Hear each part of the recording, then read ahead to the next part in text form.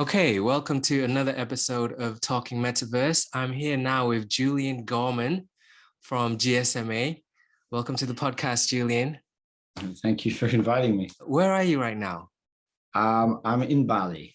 So, a center of metaverse action, you could say, in some departments. Okay, I wasn't aware. Why would you say? Why is it known as that? So it's become a hub for attracting digital nomads, and let's say it's drawn a material sort of crypto community. Let's say people who are at the front edge of digital activity on an individual, less big corporates, but lots of smaller individuals and stuff who'd like to be in this space. And actually, Bali has been the host of various crypto and metaverse events before not metaverse so much, but before the virus, had crypto events here. And more recently, I have seen some small crypto and metaverse gatherings and get-togethers to talk about where it's going. And I mean, I noticed down the road the other day there's a let's say restaurant called Warung Crypto now. So wow.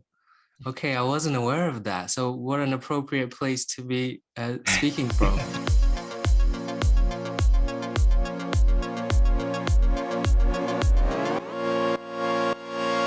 Do you think it's possible to define the metaverse in one sentence? Well, so the simple answer is not yet. I don't think. I think there's a pretty big diversity of thought and interests on what the metaverse is.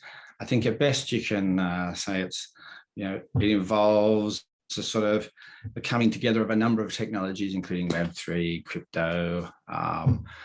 I mean, everything from how it's developed to how you consume it, how you participate in it, still yet to sort of crystallize to a singular picture.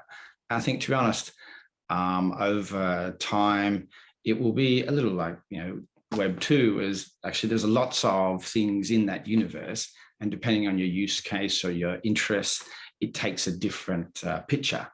Yeah. Okay. So you guys, meaning GSMA, just organized an event in Singapore. Is that correct? The Mobile 360? The APAC M360, which is an annual event.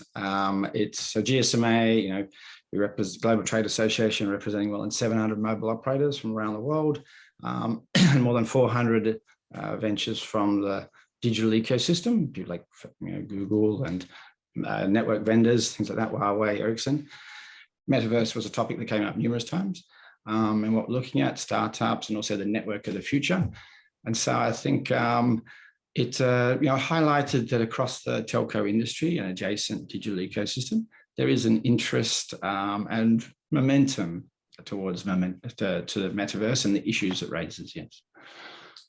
Okay. And what role do you think telcos in general will play in this area? Well, I think that's still to be defined. I mean, there is a lot of, I think, opportunity and potential for telcos in the space. I mean, at the simple end, obviously, metaverse at some point in the consumption, it requires some sort of connectivity. And obviously, there's a lot of talk about is 5G, that connectivity, and a lot of debate, of AR and VR and how you would consume it when you're mobile, or whether you're at home or in the office or an industrial place versus personal family. So telcos have a basic interest in that level. But I mean, telcos since the start have been verifying identity online, facilitating or hosting payments, things like that. So actually the opportunity for telcos to participate in the ecosystem as an enabler obviously is significant, but also, telcos are, big retail organizations. They sell their services to retail and enterprise. So at some point, there's also operators as a presence in the metaverse, depending on shape that takes, I suppose. Okay. And the one thing about the telco industry, I'm sure you'll agree, it's closely regulated. Does that help with the, do you think the metaverse will be regulated a lot in the future, and who's going to do it?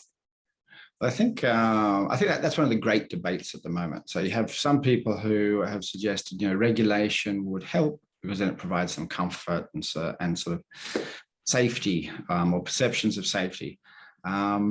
Mobile operators do exist in very nationally regulated frameworks, which evolve over time. And as we enter the 5G era, we see a lot of countries updating or modernizing their regulatory framework, everything from spectrum to the other things. Obviously, in the metaverse concept, the borders of a country, and actually the theme about APAC M360 was about building future digital nations, because in a digital nation, there's questions about if you don't have a line in the sand, like where is the border of a country? If trust doesn't come from a centralized institution, but comes from, say, blockchain or something or other, how does that is managed? So we actively sought out to raise the debate and discussion around these issues about the future digital nations. And even the chief executive from IMDA in his opening keynote made comments about, in the future, countries are not bound by geographic size or demographics in a digital world. And I think that opens up the discussion about who will and how will the metaverse be regulated. Until that happens, obviously, things can, without regulation, certain parts of the industry and the population will be hesitant about participating for concern of, unregulated space. And of course, telcos are very concerned about their customers and, their safety online and things like that. And so, while the media has, stories of, things that maybe not, we wouldn't like to happen in the crypto world or the metaverse world or something, it does create some hesitancy about participation. But, we find it encouraging that, especially operators like Globe in the Philippines, the operators in Korea have already made announcements about pursuing, growth and investments in the space or exploring. MTN in Africa, another. Telefonica has done a partnership with Meta to explore the metaverse universe. So I think you can see telcos are already taking steps. Maybe not all telcos, but there is active interest from the telco industry. I'd like to ask you about monetizing. How could telcos monetize the metaverse, say in local markets? Have you thought a lot about that? Obviously, you have. I have a blow in mind. I think there's still a lot of thinking to be done. At the basic end, there's obviously connectivity, metaverse or consumption of the metaverse, let's say, and whatever that is, happens over some sort of connection between the user and the service provider, let's say. So obviously there's an opportunity there. As I said before, operators also have been in the business of identifying, with customers, of verifying their identity online to consume either operator or third-party services. They've been involved in development of payments, or hosting payments or partnering with payments, things like that. So on the basis that actually Metaverse or Web3 is an iteration of Web2, where beyond connectivity, things like payments were worked out, the provision of services and everything else happened, and telcos have partnered with organizations or to provide them services themselves. I think there is a universe of potential, but there's no recipe or prescription written yet on how they're going to do that. Okay. And can you name a couple of who comes to mind, like in terms of the most advanced telcos, in terms of metaverse adoption in APAC? Sure. In our region, you'd have to probably point to as a nation or as a country to Korea, South Korea. Oh. And that's because the government and the operators there have all jointly made statements about investments in going to metaverse economy. I think the Korean government has specifically made comments about investing in metaverse innovation and also growing that economy. GSMA, we entered into a MOU with the Ministry of ICT in Korea at our Mobile World Congress in February to have worked together on championing innovations and developments in the metaverse space. So working together, but also, we already see from the operators, their announcements to launch metaverse platforms and work together with government institutions and otherwise to provide services. So I would say a singular country, that one stands out. Obviously, there's also similar developments happening in Japan. Outside of that space, Globe, the Philippines made an announcement early June about intentions to invest and explore the space. We actually held a webinar in July, early July, where one of the items we explored was the role of the operators in the metaverse. And one of our guest speakers was MTN, who's made a number of investments in property in various metaverse universes, and is looking at using those as a way to explore presence and what the opportunities are. So I think there's if you said who's the leader, Korea sort of stands out, but there's broad interest in watching and starting to explore. So you mentioned Korea, Philippines, Japan. What about the West? How is it Asia in general leading the way? I think I think it's a shift we've seen over the last few years. Is Asia is definitely a strong hub of innovation in the mobile space. If you look at the 5G numbers, we across Asia Pacific by 2025, we're expecting about 14% of the users are on 5G. But actually that conceals that in the pioneer countries like Korea and Japan and Australia, we're expecting like 60 to 70% of the users on 5G. And even in big markets like the Philippines, where you might say, okay, as an overall population, it's a low percentage of penetration, you are seeing intense hubs, where the scale of the country means those intense hubs are still as big as some countries when it comes to it. So I think... And how do those numbers compare to the West?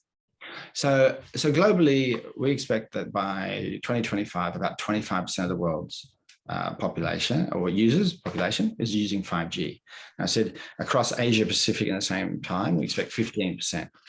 But in those pioneer countries, Korea, Japan, Australia, they are at the same as leading edge of like US and China out there as well by 2025, and much higher numbers. I mean, the scale of 5G penetration comes from, say, the US and China, but the number of countries of high penetration, certainly Asia Pacific has a number of hotspots, which also the nature of the collaboration and commitment of the governments to the growth of the digital economy as a way of accelerating the economy generally and bringing people into the formal economy means that you see actually a strong interest. The other thing I would say is years ago, Asia was, considered a mobile first region.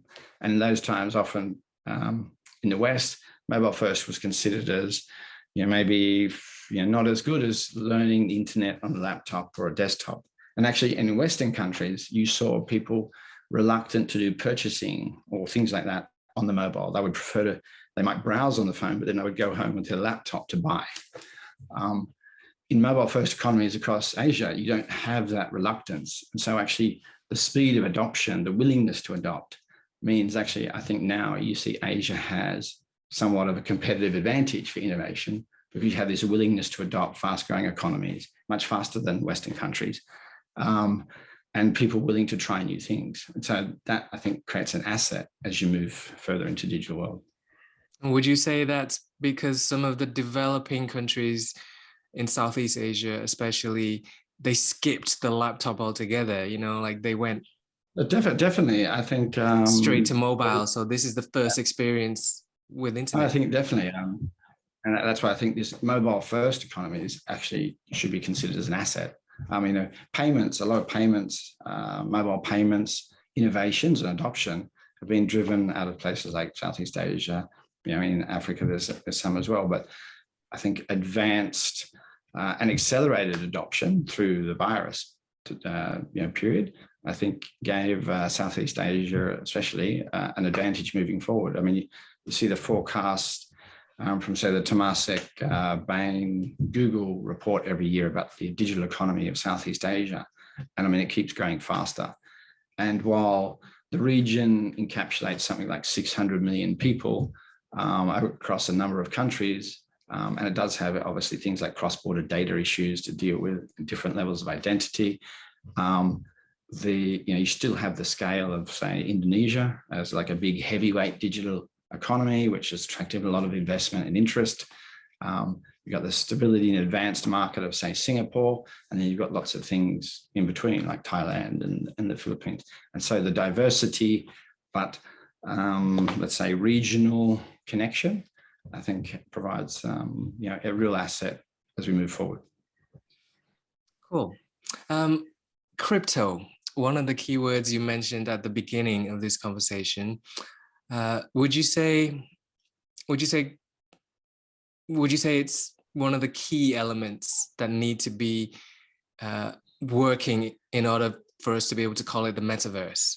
Do we need to be able to have crypto working?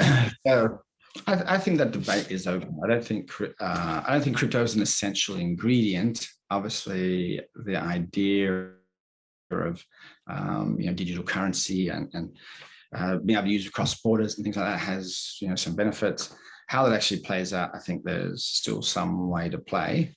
I think I've seen some interesting developments, like in the play to earn games. So there's companies like XLD and Metaverse Go in the Philippines who have worked together to give play to earn gamers a way to off-ramp their crypto earnings into daily expense like electricity or airtime.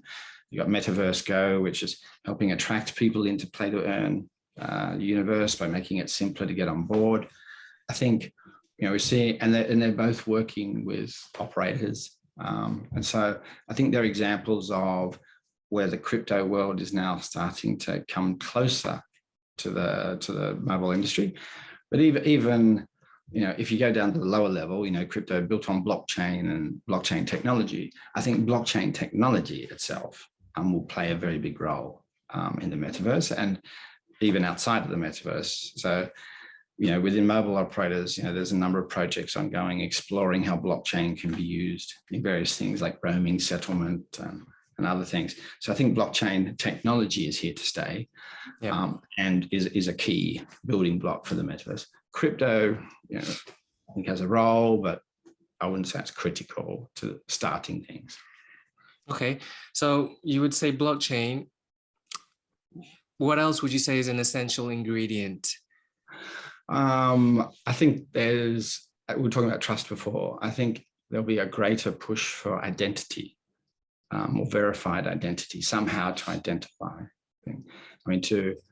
As more people participate, how that looks and feels and how we solve that problem will be, I think, a much bigger issue. And certainly as regulators take more interest in the space, it will need to be, I think, identity as a base building block for trust will become a big issue. I think it's ironic that some of the things that we're thinking about now, like trust, I don't think the original internet pioneers really thought about that, did they, when they were building the original platforms? And I think one of the greatest challenges of the first iterations of the internet was solving that. So to get to payments, how did you solve trust? I think we've seen lots of work and activity in that space. And on the scheme of things, there's everything through to government verified identity. So if you look at in India, you have Aadhaar, with a global data, national database where something like 95% of the population is verified against digital identity. To simple, log in with Google or Facebook, which could be, anybody, but it still solves an identity issue for some things. So I think they have largely solved or addressed a lot of the trust or identity problems in Web 2.0, and there'll just be more to come in Web 3. So do you think we still need a Google or a Facebook in Web 3 to be able to verify? So I think it's not whether we need, it's whether what the market desires and finds usefulness and functional and practical. So I think the one thing that web, the early versions of web also proved is, the market has an ability to decide, and what is successful and what is not. That's not to say that there's not work to be done in, say, a regulatory framework, but the one thing about the digital world is the potential, the opportunity, and especially as we move into 5G, we've got big data, IoT, AR, VR. There's lots of opportunities to transform our physical economies, and also, how we interact and move our physical world into digital economy, but also introduce complete new economic drivers, opportunities. So I think that's what I say. I think there's still some way to go, and as we move into the web era, Web 3.0, Metaverse, 5G, the potential for innovation is probably hard to define now. Like how are we going to interact in a Metaverse world or in the future Web 3? It's probably still not. A smartphone is going to play a role, but it's probably not the end game. Now, for majority of the public, I think Facebook changing its name to Meta was the point when they became aware of this. I wanted to ask you, as somebody who's been in this for years, was there a turning point for you, or was it a gradual growth in excitement? Was there a point when you started, oh, now I'm excited about this? Like, what is this? Was there that point? So for me, personally, about 2 years ago, when I started to really think, what's this mean for, because when we talk about digital disruption, like the transformation of things, we've all stopped sending letters. We all now do email, or actually a lot of us now just do chat, like messaging, something. And so our idea of how we communicate to each other, and even, if you simply, how do you send birthday cards or wedding invites or something, when I was younger, that was something you'd put in the mail and everything else. Now it happens all online. And the world has considered that as natural. I mean, I got a wedding invite in the mail the other day. To be honest, I didn't know the mailman knew where I lived. So it's, things have changed. And, it's for me thinking of what comes after digital society is like, if we project out 30 or 40 years, what does the world look like? Because if you go back 30 or 40 years and you think, well, what did it look like 30 or 40 years ago? And you consider that technology and transformation is accelerating in 30, 40 years, that the amount that's changed in the last 30, 40 years, you think in the next 30 or 40 years, it's probably 2, 3, 4, or 5 times that amount of change. And when I was at school, you didn't really contemplate that the world would materially change. Like, it was rather steady state during your lifetime. Everyone always complained about their parents, not being up-to-date technology. I mean, it doesn't matter where you are in history, everyone's always complained about their parents. But now your older cousin is out of date. Forget your parents. That's right. Now, like, you can be out of date in 10 years. It's not about your parents. It's like your older brother and sister might be out of date.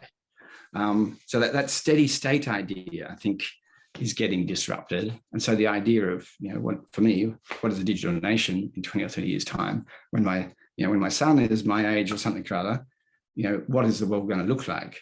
Made me think, who is thinking about these topics? Because most people are thinking about next week, next month, buying their house, and they're thinking about a relatively steady state.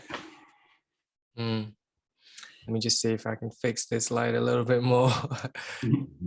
It's super sunny today. Oh, okay. Yeah, that is great point. So yeah, we've talked a lot about the gains. I think we've talked about the gains, the positives, being able to connect. And now what about what the naysayers? What do you think we will lose when we only communicate online? Like you said, you just received a wedding invitation. I bet you were actually joyed when you saw that physical card. Do you think that's something that we would lose? Well, I think, I mentioned at the start that our APEC M360, how it was great to get back together in person. Yes. And see people and get, often people talk about how much communication is nonverbal, and now we have Zoom calls and whatever else, but there's still a lot of cues that you don't get online. And also you have video calls and things online for a purpose. You don't just have that random connection, random interaction where you might be talking about something and a great idea comes to your mind. So I think for me, I think, you lose things online, and metaverse, where maybe you have an interactive 3D environment or whatever it becomes, you can imagine, oh, well, that takes maybe some steps towards that. But, I also think that, when I ask my son, or I talk to my son about, fixed wire phones or something from, 20 or 30 years ago, and he has no understanding of what that is, that actually further generations who don't have the history may not understand the difference. So they won't miss it. They won't miss what they don't know. Yeah. And so that's right. And so where do you get to if you don't have that reference point? So for me, there's no way a physical environment, an online environment can duplicate a physical one completely. But by the same token, an online environment can add functionality to you, the ability to connect and interact with somebody on the other side of the planet, which you can't do, in a physical world. Obviously, it takes a bit longer to fly overseas and stuff. So I think there is things you lose, but will that sustain? Will consciousness of that loss sustain as generations become more digital? I think that's a debate to have. And also, you said there's no way the online world can duplicate. Now, would you really say there's no way? What if we stretch out to longer periods of time? We can't say no way, right? Well, so I say no way, whatever. So I say no way with my mind. In what I believe is a physical world, can I strap on a haptic suit or something or other and have a pure, I would say there's always going to be a percentage. But by the same time, as I say, there's things you gain in an online environment, which maybe take the opportunity measure different way, or the value a different direction. Yes, it's probably inappropriate for me to suggest in no way, as in never, because future generations, as I say, I think will evolve. And that's when it, for me, again, comes down to digital nations. Like, what is a future digital nation? Like, how do we define ourselves? And if we go even beyond that, what if we jump past the haptic suits? Because that's all, the signal from here is going to my brain. So what if it just goes directly to the brain? Yeah, what if we manipulate? I suppose Hollywood has done a fair job at trying to explore some of these things. And I personally believe also, yes, that the potential for that to happen is like, I consider my own eyes, whatever, so my own brain can be manipulated, even in the physical world, to see things or to not see things, and experience things, not see experience. I mean, I've strapped on a VR headset and played a few games, and I fall over because you lose balance and everything else. So obviously, in a physical world, we take in certain inputs, and that's how we react, and they could be mimicked or changed or influenced. And so, I mean, I would love to see where we go in the next, in the future, be able to see. I hope there's always somebody looking after making sure, we're including everybody, and, managing safety and security. But even those concepts might change over time. I agree. But in general, I'm super optimistic about it, even though there's drawbacks. Yes. Would you agree? Yes. Generally, I think the opportunity, the potential, the improvements, to people's lives that you can see, I would have to lean towards positive. Yeah. That doesn't mean there's things to resolve, but I think the commitment of those early pioneers to solving those issues, to actually take advantage of the growth and the potential, is always encouraging. And throughout time, pioneers have always, been part of that process. I think, I certainly am encouraged by the potential. Great. Julian, thank you so much for taking the time. I could continue talking about this all day, but I'll let you go enjoy the beach.